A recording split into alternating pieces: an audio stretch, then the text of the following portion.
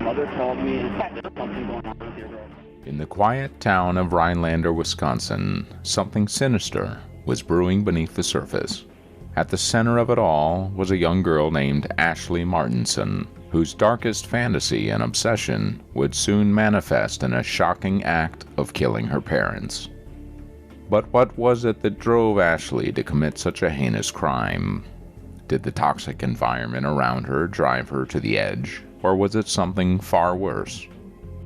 This is the story of a young teenager who turned her darkest fantasies into a deadly reality.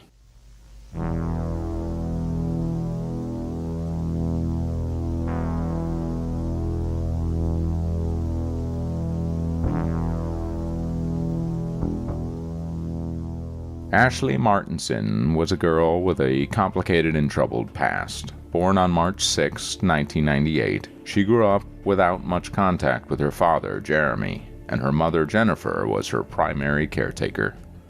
However, her childhood was far from idyllic. At the age of 8, Ashlee was allegedly subjected to mistreatment by Jennifer's boyfriend, including burning cigarettes on her and throwing things at her. Things took a darker turn when Ashlee claims that when she was 9 years old, Jennifer's boyfriend assaulted her. It was a trauma that no child should ever have to experience, and one that would haunt Ashlee for years to come. When Ashlee turned 16, her family relocated to Palo, Wisconsin, where she lived with her mother, stepfather Thomas Ayers, 2 stepsisters, and 1 half-sister. It was here that Ashlee's behavior started to change, and her interest in horror became more pronounced. She started a blog called Nightmare, under the alias Vamp Chick, where she wrote about murder and torture. She grew up in a home where abuse was a daily occurrence. Her mother, Jennifer, was regularly subjected to physical assaults from her husband, Thomas Ayers. Ashlee, her siblings, and her mother all lived in fear of his temper, which could be set off by something as minor as a misplaced dish or an improperly folded towel. The first incident of abuse that Ashlee witnessed occurred when Thomas became angry and began tearing up the kitchen counter, hurling a trash can against the wall, grabbing Jennifer by the neck, and shoving her up against the wall. Ashlee was just a young girl at the time and could do nothing but watch in terror as her mother was attacked. As time went on, the abuse grew worse. Thomas would physically harm and even endanger Jennifer's life with a gun on several occasions. According to court documents, the triggers were if something was not cooked correctly, something was not cleaned, or she did not rub his back properly. There seemed to be no end to the reasons why Thomas would become violent. Ashlee's father, Jeremy Martinson, offered a brief respite from the violence when he took her in after she was sent to live with him. However, this proved to be short-lived when in December 2013, police were called to the house and Jeremy admitted to hitting Ashlee. She also told police that Jeremy had hurt her physically. After this, Jeremy had no involvement in his daughter's life. He had no desire to see or speak with her, and when she was detained for the 2 murders, he conveyed no desire to serve as her guardian or help her in any way. According to legal papers, all he cared about was whether or not the media would portray him negatively. When Ashlee moved back in with Jennifer and Thomas, the abuse continued, as her sisters later confirmed. They were all scared of Thomas, and even lived in a state of constant fear. Thomas would often hit them with a belt, and they were barred from having guests. On top of that, they had to get up early and do housework, and Thomas had ordered Ashlee to give all her salary to him. In a particularly disturbing incident, Thomas physically abused and ended up killing the family's puppy in front of Ashlee and her sisters. Following her arrest, Ashlee told police that her mother also participated in physical abuse. It's difficult to imagine the kind of environment in which Ashlee was raised.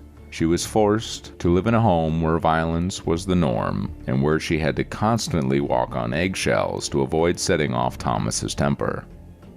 It's no wonder that she developed such a warped sense of reality, and that she eventually committed such a heinous act.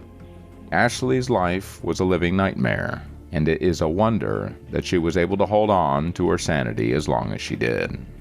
Despite his criminal history, which included convictions of kidnapping, assault, domestic abuse, and other offenses, Thomas kept firearms in his home in violation of his parole. This would be his biggest mistake. As Ashlee's behavior continued to deteriorate, her parents grounded her on several occasions. She began to dress in dark clothing and makeup, drew disturbing images, and wrote troubling poems that she published on the internet under the pen name Vamp Chick. All of these behaviors were cause for concern, but things came to a head on March 7, 2015, when Ashlee's parents discovered that her boyfriend, Ryan Sisko, was 22 years old. This was concerning since she just turned 17 the day before. The discovery sparked a heated argument between Ashlee and her parents, who took away her phone and car keys. Ashlee retreated to her bedroom, but what happened next is a story of another time. It can be said that Ashlee Martinson's troubled past and tumultuous family life would eventually lead her down a dark and dangerous path, one that would ultimately have tragic consequences for all involved. The day that Ashlee Martinson committed the unspeakable act was one that nobody in the small town of Pale, Wisconsin would ever forget. It was a day of bloodshed, horror, and heartbreak that would haunt the community for years to come. After all the abuse and pain, Ashlee finally snapped on that fateful day. Her stepfather, Thomas Ayers, and her mother, Jennifer Ayers, were discovered dead inside their home. The scene was a gruesome one. Jennifer had been stabbed over 30 times, while Thomas had been shot in the neck and the head. When police arrived on the scene, they found Ashlee's 3 younger siblings unharmed, but clearly traumatized. One of the children had worked through their fear and managed to call 911. The children had warned them that Ashlee had killed someone, but no one could have imagined what they were going to walk into. Here's a rundown of the events. Ashlee's parents refused to let the topic of her older boyfriend go that easily. They didn't just take Ashlee's phone and driving privileges away. They even sent Ryan threatening texts. But Ryan hit back. He logged onto Facebook and left a chilling message on her page. Quote, "He's gonna kill her if she doesn't leave soon. I want to kill him so badly. Take one of his guns and blow his fucking brains out." We don't know if the murders were a spur-of-the-moment decision or whether Ashlee planned everything out. What we do know is that in the morning, she had seen her stepfather beating her mother that morning. Was this the last straw that pushed her over the edge? Ashlee's first victim was her stepfather, who she killed with a shotgun. When her mother arrived to investigate the noise, Ashlee stabbed her with a knife and killed her too. I raised the gun and I pulled the trigger and I started running down the stairs until I was on the first landing, and that's when I saw my mom. She ended up grabbing this decorative knife that was on a shelf, and the next thing I knew, the knife was in my leg. It was like a movie reel went off inside my head, like a flash of an image, memories of all the bad things that happened to me, that she put me through. And I remember stabbing her once, twice, and then I blacked out. And the next thing I knew, there's blood everywhere. And seeing him scared me more. I thought he was going to get up and he was going to see what I did. I was scared what he was going to do. And I remember pointing the tip of the gun against his head, and I pulled the trigger. Boom. Then she locked her younger siblings in the closet with some food. One of the poor kids even saw Thomas's lifeless body. It wasn't a sight the child would ever forget. But this story doesn't end with this tragedy, because the aftermath of Ashlee's actions caused a ripple effect. No one could have foreseen what was going to come next. Ashlee's younger sister told police that she was with Jennifer in the family's home when they heard 2 gunshots. Jennifer ran upstairs after the sound of gunfire, and the child soon followed, walking in on Jennifer and Ashlee engaged in a brutal confrontation. Ashlee told her younger sister to go back downstairs, and the child did as she was told. Little did she know, Ashlee had just used a knife to take Jennifer's life. Following the deadly attack, Ashlee approached her younger sister, telling her that they were going to play a game, but then locked her siblings in a bedroom, providing them with food and juice before fleeing the house. The police would later find a shotgun and a blood-stained knife in the kitchen sink of the residence. After Ashlee's crime, the Oneida County Sheriff's Department issued a national alert warning that she was armed and dangerous. Soon after, she and her boyfriend Ryan Sisko were caught and arrested when their car was spotted on I-65 near Lebanon. It was believed that they were on their way to Ryan's parents' house. Ashlee would later face 2 first-degree intentional homicide counts and 3 counts of false imprisonment. After finding out about her horror blog under the name Vamp Chick, where she shared her sinister writings, people had mixed opinions. In one of her poems titled Unworthy, a person is tortured, disfigured, and ultimately killed in a log cabin. This discovery led many to believe that Ashlee committed the murders for pleasure. However, as more details emerged, it became apparent that the motivation behind her actions was far more complex. Initially, in interviews, Ashlee would claim that her mother was the one who killed Thomas Ayers, and that she acted in self-defense after discovering her mother standing over her stepfather's body. But still, her younger sibling's statement to the police contradicted this account. What's more, Ashlee later claimed that she had taken the gun to commit suicide, but was stopped by Thomas Ayers. Then she decided to kill him because she believed he, quote, deserved to die more, and began firing, hitting him in the neck and head, ultimately killing him. Ashlee Martinson's trial was a highly anticipated event, and everyone seemed to have a different theory about what drove the young girl to such a heinous crime.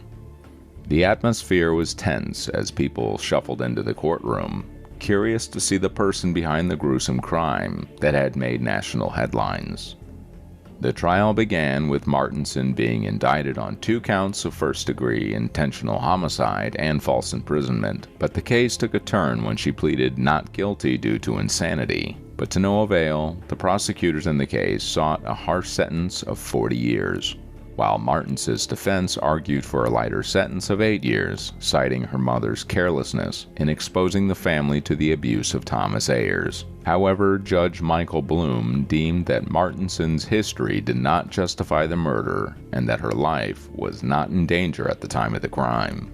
Eventually, Martinson accepted a plea deal for second-degree murder and was convicted to 23 years in prison with 17 years of oversight. Throughout the trial, Martinson was an enigma, with her motivations and thought process still a mystery. Even her siblings who had witnessed the crime were baffled by her actions. Martinson's younger sister wrote in a letter expressing her belief that Martinson should, quote, stay in jail until she rots. To that, Ashlee responded with a letter to the judge expressing her hope that her siblings would eventually forgive her and that she knew they were safer now. But despite the fact that the court ruled against her, Ashlee claims she is innocent.